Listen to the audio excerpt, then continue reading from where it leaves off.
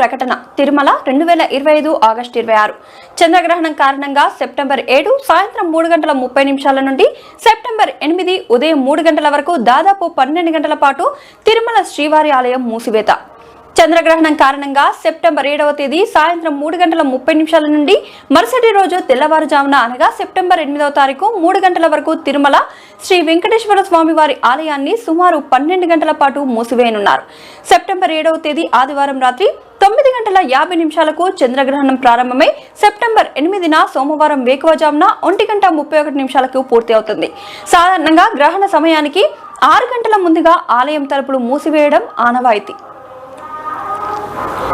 September 8న ఉదయం 3 గంటలకు సుప్రభాతంతో ఆలయ తలుపులు తెరిచి శుద్ధి పుణ్యాహవచనం నిర్వహిస్తారు.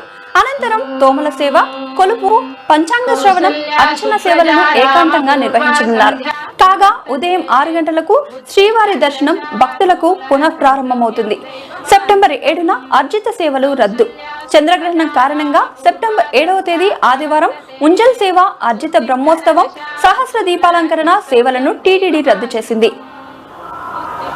సెప్టెంబర్ 7న తిరుమలలో అన్నప్రసాద వితరణ కేంద్రాలు మూత.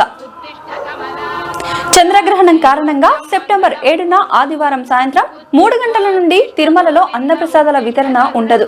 తిరిగి సెప్టెంబర్ 8వ తేదీ 8:30 అన్నప్రసాదాల పంపిణీ పునఃప్రారంభమవుతుంది.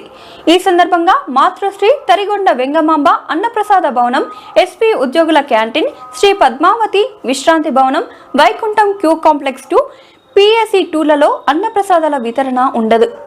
భక్తుల సౌకర్యార్థం ముందస్తుగా టీటీడీ అన్నప్రసాదం విభాగం ఆధ్వర్యంలో 30,000 పులిహోర ప్యాకెట్లను సెప్టెంబర్ 7 సాయంత్రం 4:30 నుండి పంపిణీ చేయనున్నారు.